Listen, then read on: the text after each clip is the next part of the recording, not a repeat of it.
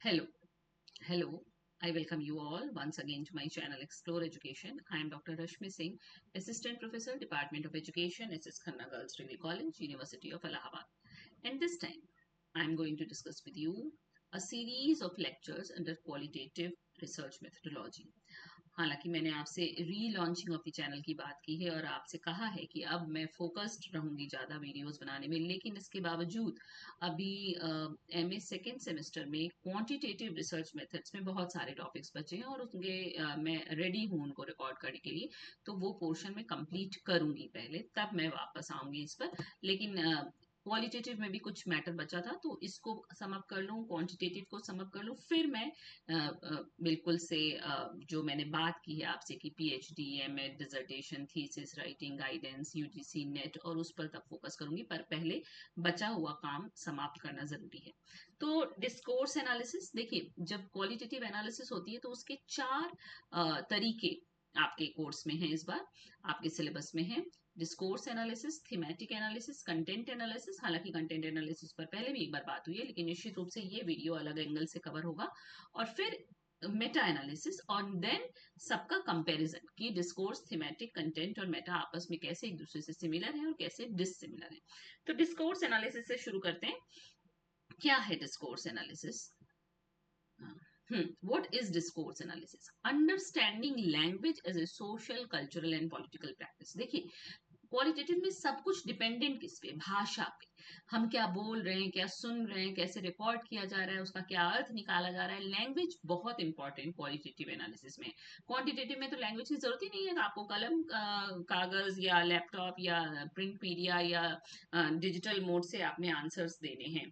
तो यहाँ पर अंडरस्टैंडिंग लैंग्वेज, हमें समझना है कि जो भाषा है वो एक सामाजिक, सांस्कृतिक और राजनीतिक अभ्यास है। डेफिनेशन पे अगर जाए तो discourse analysis is the study of language in use. ये एक भाषा का अध्ययन है, वो भाषा जो प्रयोग में लाई जाती है। Not merely what it said.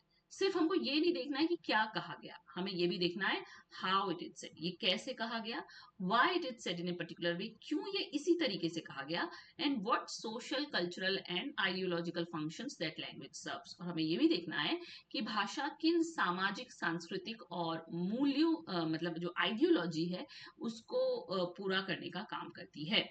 Language is treated not as a neutral medium. यहाँ पे लैंग्वेज वैल्यू लेडन है, यहाँ पे भाषा न्यूट्रल नहीं है, but as a social practice, यहाँ पे सामाजिक अभ्यास की तरह से हमें भाषा को देखना है।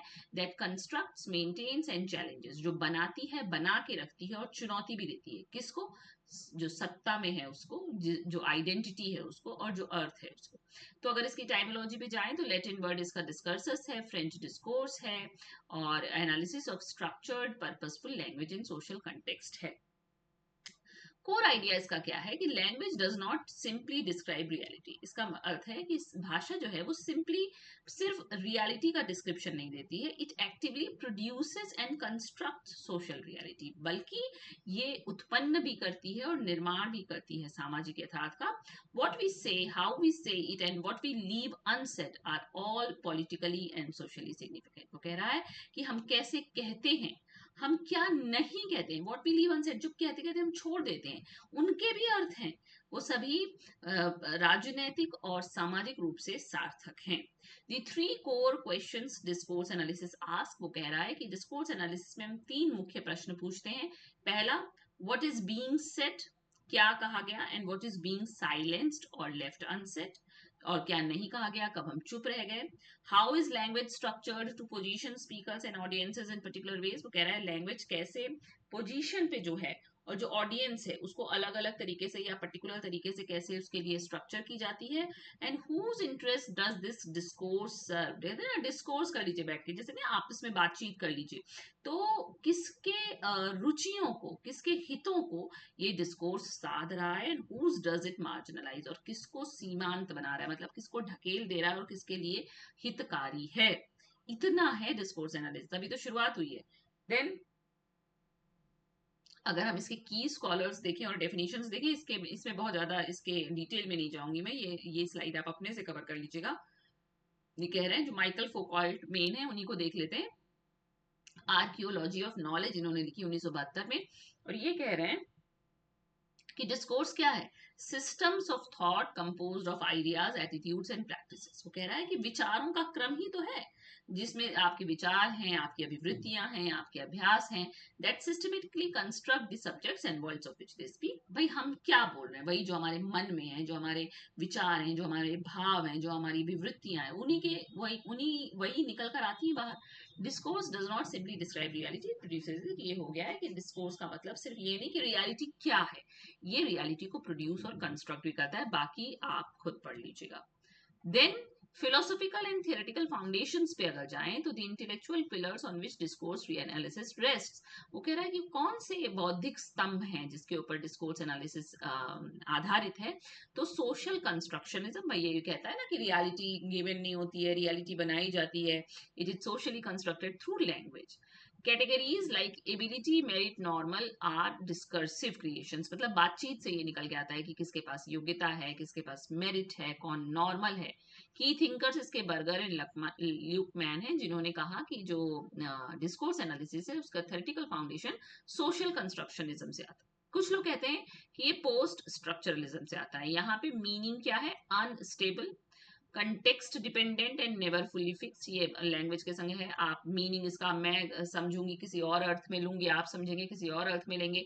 हमेशा कंटेक्स्ट के साथ देखा जाएगा। भाई हमारा आपसे बहुत इस वक्त अच्छा रिश्ता चल रहा है, बहुत बढ़िया है, तो मैं आपको गुस्से में मतलब मजाक मजाक में कुछ भी बोल दूंगी तो आप बुरा नहीं मानेंगे। और कहीं मैं आपसे ऐठी हुई हूँ तो आप की नॉर्मल बात भी मुझे लगेगा कि इसने कुछ ऐसा मुझे क्यों कहा या इसको नहीं कहना चाहिए था। तो ये कंटेक्स्ट डिपेंडेंट होता है। आप बिना कंटेक्स्ट के भाषा का कोई अर्थ नहीं है। Texts contain contradictions and gaps that deconstruction reveals।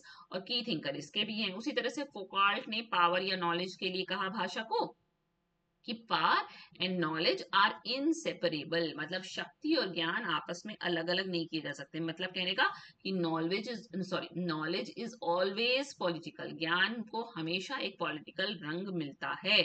Discourse produces regimes of truth, what cannot be said, and institutions are sites of discourse। भाई विद्यालयों में, महाविद्यालयों में, इंस्टीट्यूशंस में क्या हो रहा है, डिस्कोर्स ही तो हो रहा है।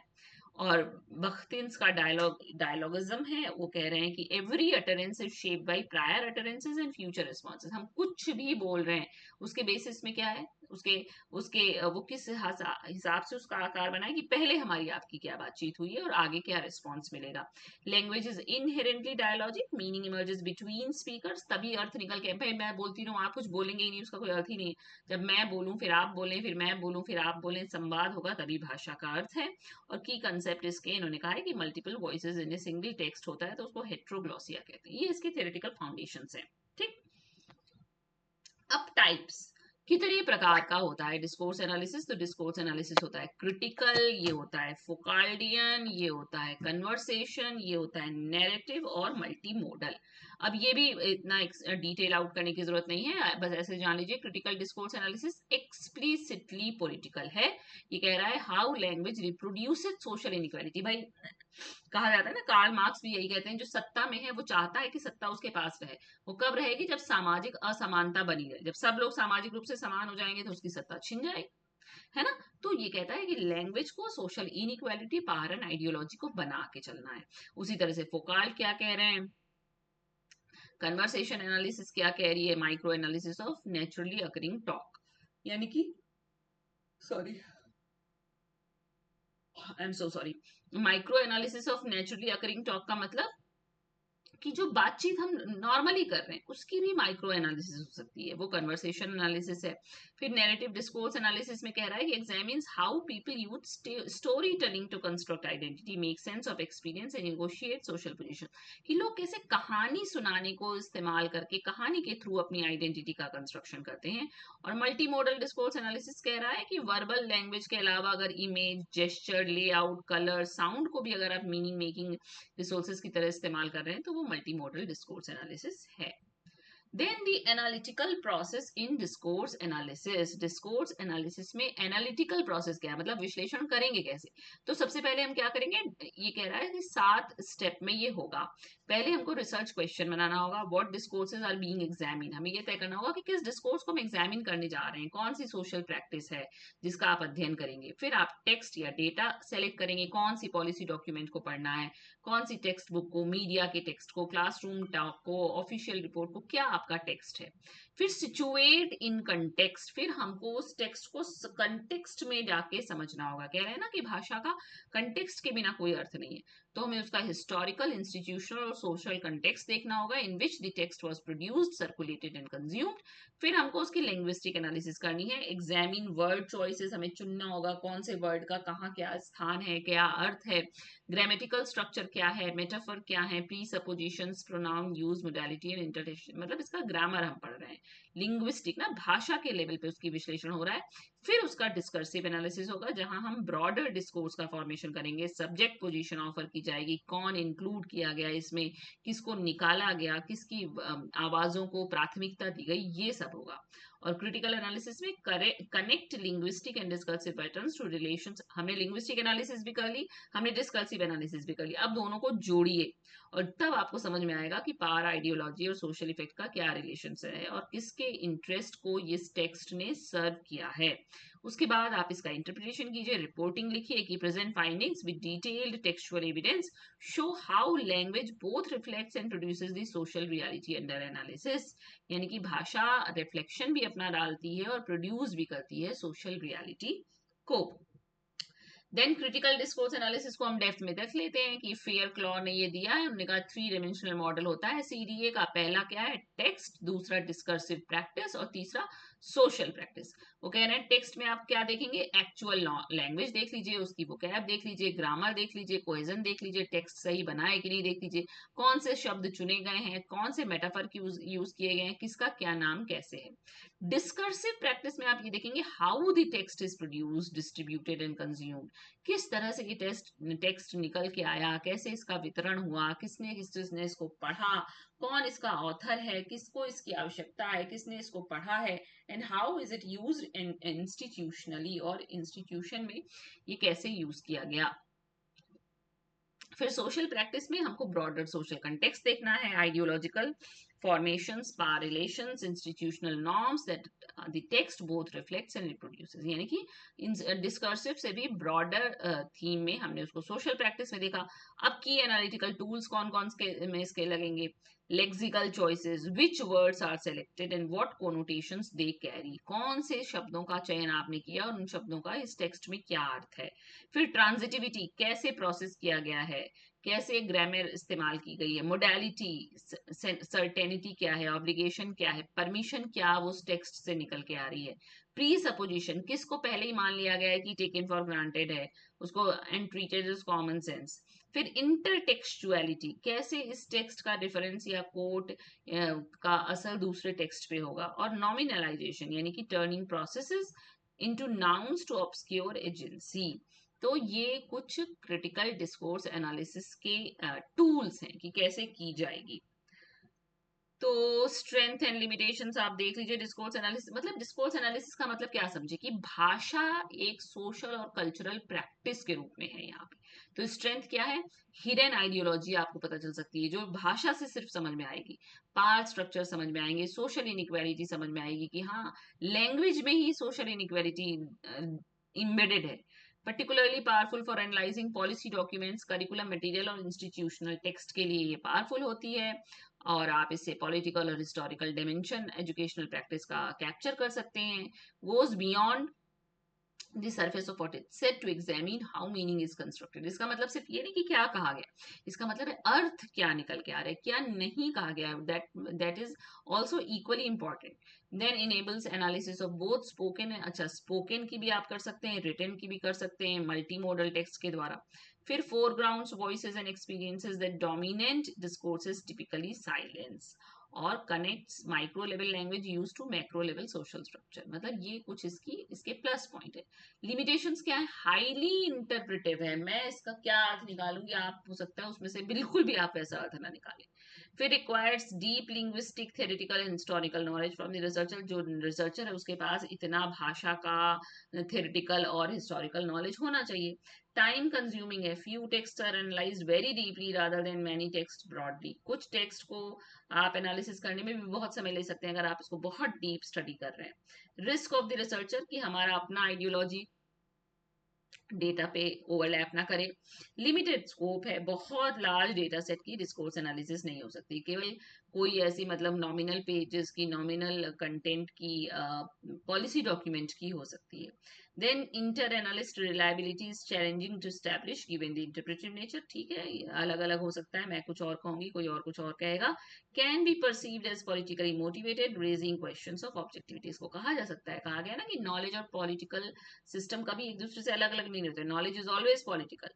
तो ये भी हो सकता है कि इस तरह से लिखा गया उस टेक्स्ट में कि उस वक्त के काल की सरकार की बड़ाई हो रही हो उसमें, मान लीजिए, तो इससे उसकी ऑब्जेक्टिविटी पे भी प्रश्न चिन्ह उठता है। Then applications of discourse analysis in educational research. Educational research में इसकी क्या एप्लीकेशन है? तो करिकुलम और टेक्स्ट बुक एनालिसिस में कि कैसे जेंडर, कास्ट और रिलीजन को रिप्रेजेंट किया गया एनसीईआरटी टेक्स्ट बुक में। एजुकेशन पॉलिसी एनालिसिस में कि कैसे एनईपी 2020 ने आइडियल स्टूडेंट, गुड टीचर और क्वालिटी स्कूल का कंसेप्ट या कंस्ट्रक्ट निकाला है। फिर क्लासरूम इंटरेक्शन में टीचर की आइडेंटिटी और प्रोफेशनल डिस्कोर्स में, इंस्टीट्यूशनल रिपोर्ट्स में, और डिजिटल और मीडिया डिस्कोर्स इन एजुकेशन में भी डिस्कोर्स एनालिसिस इस्तेमाल की जाती है कि कैसे ऑनलाइन लर्निंग, एडटेक और digital students constructed in media and policy discourse. Who is imagined as the digital learner? किसको कल्पना की गई है कि वो डिजिटल लर्नर है या हो सकता है ना? तो quality ethics and discourse analysis in the Indian context देख लीजिए कि एस्टैब्लिशिंग क्वालिटी इन डिस्कोर्स कैसे होगा? रिफ्लेक्सिविटी, क्योंकि हमको अपनी पोजीशन हमेशा एग्जामिन करनी होगी कि हमारा इनपुट ना आए। फिर textual evidence. Every interpretive claim must be grounded in specific quotable textual evidence, not generalised assertion. Generalised assertion पे हमें बात नहीं करनी, अगर कोट किया गया टेक्स्ट है तो ही हम उसको एविडेंस मानेंगे। थेरेटिकल कोहेरेंस देखना होगा कि फ्रेमवर्क जो है वो फोकाल्डियन है, सीडीए या सीए है, मस्ट बी अप्लाइड कंसिस्टेंटली। और ट्रांसपेरेंट डॉक्यूमेंटेशन हमको लिखना होगा, जिसको ऑडिट ट्रेल कहा जाता है। बहुत दिनों से ऑडिट ट्रेल पे बात हो रही है, निश्चित रूप से आप समझ गए होंगे कि जो जो आप कर रहे हैं उसको एकदम थिक डिस्क्रिप्शन के साथ लिखना ऑडिट ट्रेल है। Transparent documentation of analytical decision. आपने वो डिसीजन क्यों लिया, what was coded, how and why, किसको कोड किया, कैसे किया, क्यों किया।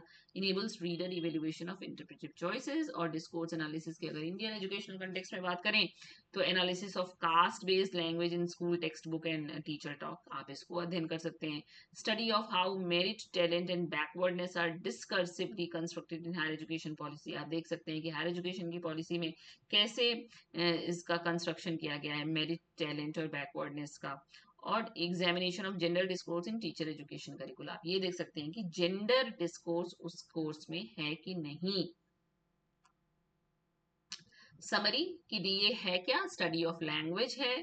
फिलोसॉफिकल रूट क्या है? सोशल कंस्ट्रक्शनिज्म, पोस्ट कल्चरलिज्म, फोकाल्ट का पावर नॉलेज, बख्तिन का डायलॉगिज्म। मेन टाइप क्या है? सीडीए जो फेयर क्लॉ का है, Foucauldian DA conversation analysis, narrative discourse analysis और मल्टीमोडल डिस्कोर्स एनालिसिस।